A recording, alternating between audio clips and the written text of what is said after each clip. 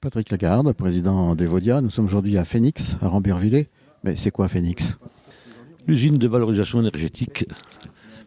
Qu'on amène ici les déchets qu'on ne peut pas valoriser. Ils sont valorisés. Ce sont les ordures ménagères du département qui sont brûlées, incinérées, transformées ou en chaleur ou en électricité. Alors aujourd'hui, c'est un peu la fête à Phénix parce qu'il y a des objectifs qui ont été largement tenus.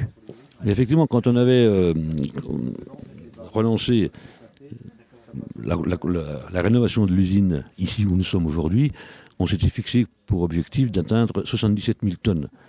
Et nous étions à l'époque à 85-90 000 tonnes. Donc on avait lancé ce qu'on a appelé la trajectoire baissière, qui nous a permis on voulait baisser de 5% notre production d'ordures ménagères résiduelles en 3 ans. L'objectif paraissait à l'époque ambitieux et nous l'avons largement dépassé. Et on continue de progresser ? Et on continue de progresser, et on continue, et il faut encore qu'on continue. Aujourd'hui, on arrive au bout des 15% qu'on avait souhaité. On avait basé notre programme sur 3 ans, on y arrive, mais ça ne s'arrête pas là, c'est pas l'aboutissement. Il faut qu'on continue pour faire en sorte que notre production d'ordures ménagères baisse et que nos rendements ici à l'usine soient optimum. Et en fait, ici, ça représente combien de tonnage sur une année ?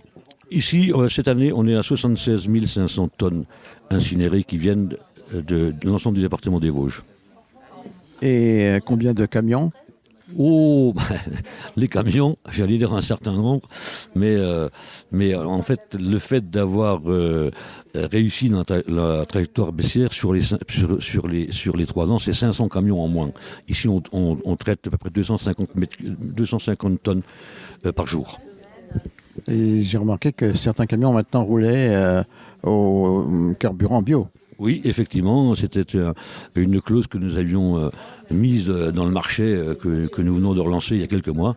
Et on a des camions, bien sûr, chacun doit prendre sa part. Et on a des camions qui roulent à HVO. Voilà, C'est quoi HVO ? Bonne question. Hein. C'est une bonne question. Enfin, c'est des biocarburants.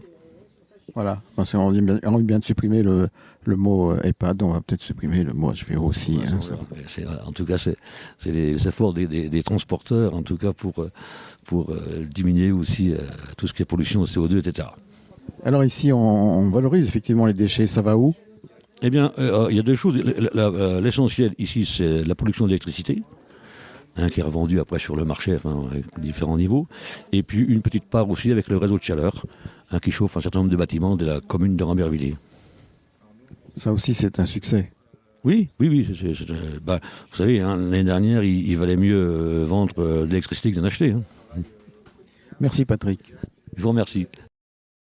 Vincent Ancelin, directeur ici du centre Phénix. Oui, tout à fait. Alors, à Phénix, ça représente combien de personnes qui travaillent ? Alors, donc les effectifs de Phénix sont composés de 25 personnes et en permanence, nous avons toujours, que ce soit nuit et week-end, 2 personnes sur site pour faire fonctionner l'usine. Alors ici, on y fait même de l'électricité. Exactement. Donc, d'abord, on traite les déchets, mais pour objectif de les valoriser en grande partie en énergie.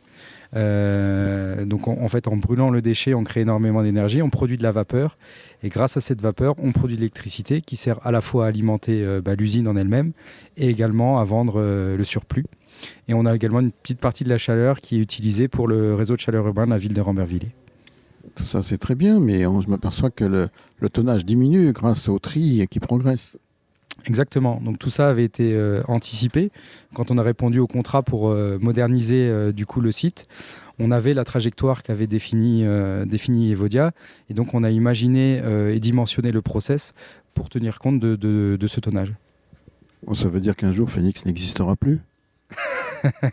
on n'espère pas, mais en tout cas, parce qu'il y a des gros enjeux, il y a encore aussi beaucoup de déchets qui sont envoyés en centre de stockage, en centre d'enfouissement, qui sont déjà réorientés vers les unités de valorisation énergétique.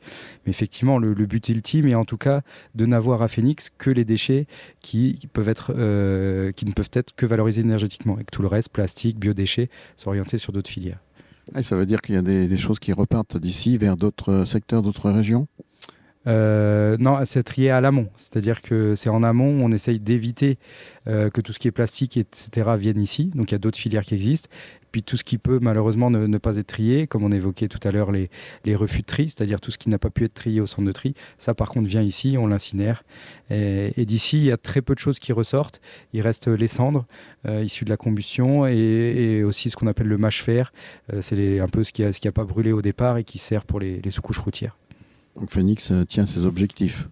Phoenix tient ses objectifs et l'objectif, on a eu une phase, donc l'usine a été mise en service en 2022, un gros enjeu de démarrage, donc elles sont performantes dès le début. Aujourd'hui, on est rentré dans un mode routine et c'est de faire en sorte, pour continuer à accompagner Evodia, que la performance reste en tenant compte de l'évolution des déchets.